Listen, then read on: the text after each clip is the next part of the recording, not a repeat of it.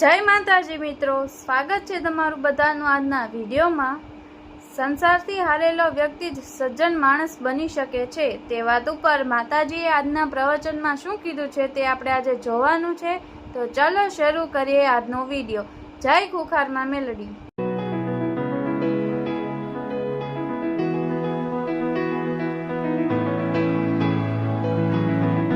જય માતાજી। દુઃખ જે જીવનમાં કર્મો અનુસાર પ્રારબ્ધ અનુસાર વિધિના લેખ અનુસાર જે આવવાના છે એ રોકાતા નથી। કોઈનાથી રોકાય નહીં માં। રોકો લો, દુઃખને રોકી લો, નહીં રોકાય। એ વગર આમંત્રણે આવી જાય છે, તમને પૂછવાય નહીં રહેતું ને આવી જાય છે। તો એ દુઃખ વગર આમંત્રણે આવી જતું હોય તો વગર આમંત્રણે સુખ નહીં આવે? હા માં, આવશે ને। તો વિશ્વાસ રાખો, હું મેલડી બેઠી છું। દુઃખ આવે ને છતાંય તેવા વાવા દુઃખના વાવાઝોડામાં તે માં કરતા રહેશું ને તો મારી નજર હંમેશા મારા ભક્ત ઉપર જ હોય કે મારો દીકરો મને યાદ કરે છે। દેવી શક્તિ અંતર્યામી છે, એનો કણ કણમાં વાસ છે। કોઈ જગ્યા કોઈ સ્થાન એવું નથી કે જ્યાં માતા નથી। કોઈ જગ્યા કોઈ એવું સ્થાન કોઈ સમય કોઈ એવું ચોઘડિયું નથી કે જ્યાં માતા ના હોય। બધી જગ્યાએ બધા સમયમાં બધા સ્થાનમાં તમે જ્યાં બી મન માતાને યાદ કરો ને મનથી કે વાણીથી કે કાને સાંભળી અને ખાલી યાદ આવે ને કે હે માં બુખાર મેરડી, હે માં બહુચર મેરડી, હે માં રામવારી મેરડી, તો હું તમારી હામું છું તે એક દીકરાએ મને યાદ કરી। તો તમારી સમસ્યા શું છે તમારે કેવું નહીં પડે, મને ખબર જ હોય। પણ અમુક વાતે જોતે બરોબર છે, તું આનંદ લાયક છું, તને ના પાડતા હતા કા ના કરી તોય કર્યું, લે કર તારો। થોડું ભોગવવા દઉં મિત્તે, શિક્ષા માટે, શેના માટે? જીવનમાં દુઃખ કેમ આવે છે? બધું દુઃખ પડવાનું કારણ શિક્ષા। તમે આ દુઃખના સમયગાળામાં કેટલા શિક્ષિત થાવ છો એ તમને નહીં ખબર। કેટલું આખું જીવન તમારું બદલાય છે।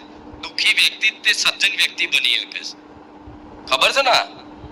દુઃખી થયેલો વ્યક્તિ, સંસારથી હારી ગયેલો વ્યક્તિ જ સજ્જન વ્યક્તિ બની શકે છે, મહાપુરુષ બની શકે છે, મહાન વ્યક્તિ બની શકે છે।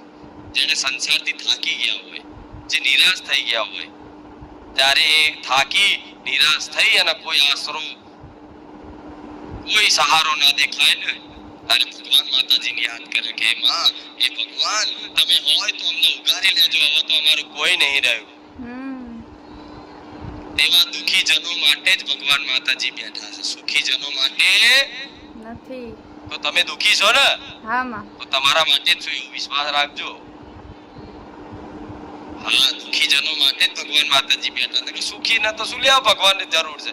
હા, તું તો દુઃખી થતા આવજો, માતા બેઠી છે, થાય ને એવું? પણ ના, દુઃખ આવે છે તો તમને જીવનમાં કંઈક નું કંઈક નવું અનુભવ કરાવે છે। કોણ તમારું છે કોણ તમારું નહીં થાય છે ને આજે? હા, દુઃખ આવે છે ખબર પડી જાય બધા સ્વાર્થી છે। મારું બધું હતું ને તારું સુધી તો હું બધા તો એવા મને બોલાવતા, એવો ભાવ આલતા, એવું સન્માન આલતા।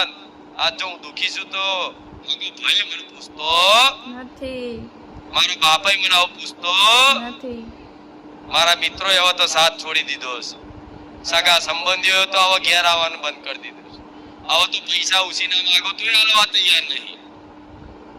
જેની પાછળ તમે આખી જિંદગી ગહાઈ ગયા હોય ને એ તે છેલ્લે તમને આવી નિરાશા અપાવે। હા માં। ત્યારે તમને એવું થાય કે કોઈ કોઈનું નહીં, આમના જેના માટે આપણે તૂટી ગયા, મરી ગયા, છતાંય આપણા ના થયા। તો સંસાર ક્યારેય કોઈનો થવાનો નથી ને નથી। આ સંસાર ક્યારેય કોઈનો થયો નથી ને નથી। ખુદ મારા ભગવાને અવતાર લીધો ને તોય તે ભગવાનને તે રોવું પડ્યું છે। આ સંસારના લઈ લોકોએ ભગવાનને તે મેણા મારેલા છે, ભગવાન ઉપર આંગળી સવાલો ઉઠાયેલા છે। સાચું ખોટું? સાચું માં। ભગવાને લીલા કરીને એ દર્શાવ્યું છે કે આ સંસારના ભરોસે ના રહેશો। સંસાર જે કહે તમારી નિંદા કરે, તમારી પ્રશંસા કરે, તમારું જે ગણે જે કરે તમે એમની બાજુ ના જોશો।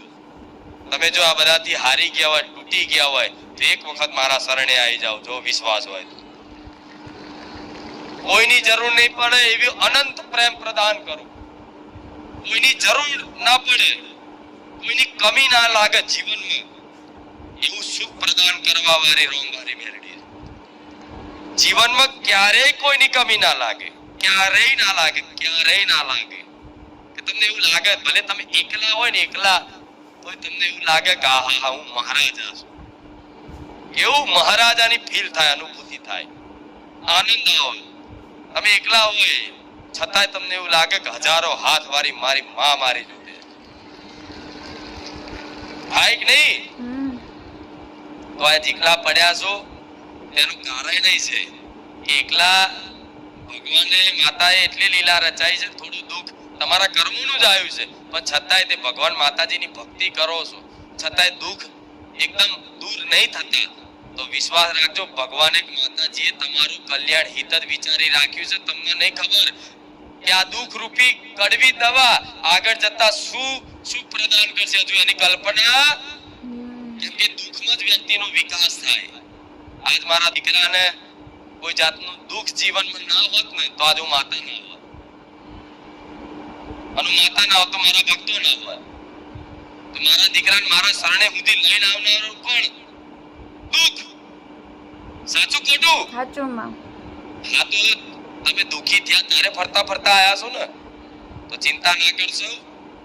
એ દુઃખનો તો મારા માટે આંખનો પલકારો છે. આમ ખરી આંખ પલકારી મારા ભક્તોની સામે જોઈ અને આંખ ખાલી એક ઝબકારો મારું નામ જતું રહે, પેઢીઓનું જતું રહે. દેવી શક્તિને કમ સમજવાની નહીં.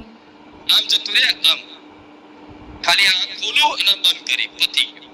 પેઢી તરી જાય, પેઢી. હું એ મેલડી છું.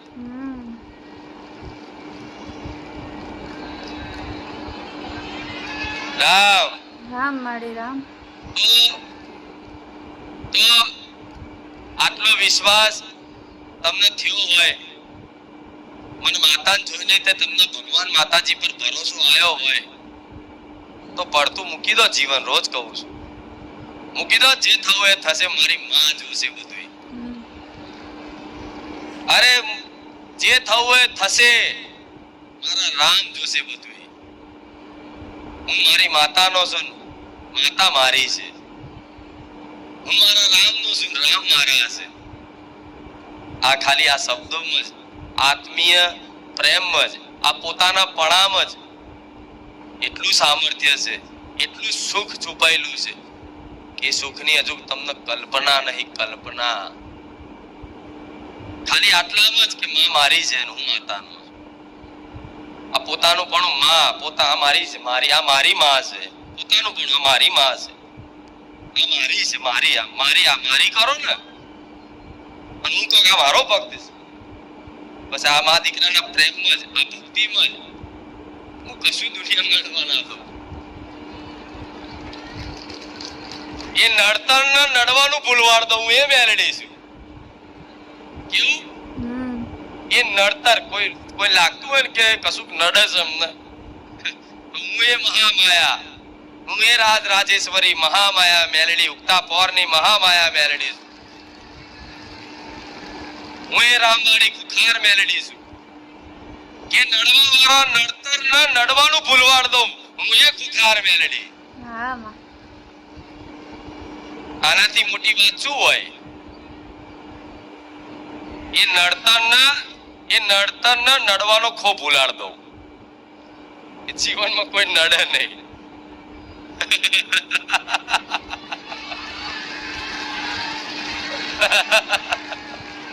રામ રામ મારી રામ.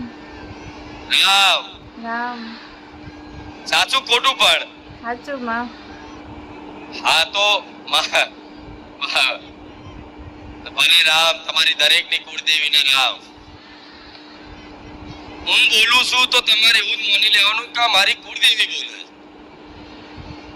મનથી એવું સ્મરણ કરી લેવાનું કે ખુખાર મેલડી નહીં પણ મારી ચામુંડ માતા બોલે છે, તો એવું માની લેજો. આ મારી મહાકાળી માં બોલવે છે, મારી હરસિદ્ધિ બોલે છે, માની લેજો. તમારા માટે તો મારા રૂપ જ બદલવાના હોય ને. મારી કુળદેવીના દર્શન કરાય તો હું જ મેલડી કુળદેવી રૂપ બની હરસિદ્ધિ બની જાય કે લે દીકરા તારી કુળદેવી આવી. હવે માતાઓ ક્યાં અલગ છે? એક જ છે ને? હા માં. હા તો તમે મારું નામ કઈક લોકોને એવું થતું હોય કે માડી અમને તમારી કુળદેવી કરતા તું વધારે યાદ આવે છે, તો માડી અમને અમારી કુળદેવી યાત્રા જ નહીં થાય ને તો ના નહીં થાય. એનું કારણ છે કે હું યાદ આવીશ તો પાછળ તમારી કુળદેવી યાદ આવી જશે. હા. તમારી કુળદેવી યાદ આવે તો પાછળનું મેરડી યાદ આવી જાય. અને મેરડી યાદ આવીશ તે આપે રૂપે મારા રામ યાદ આવે ને આવે.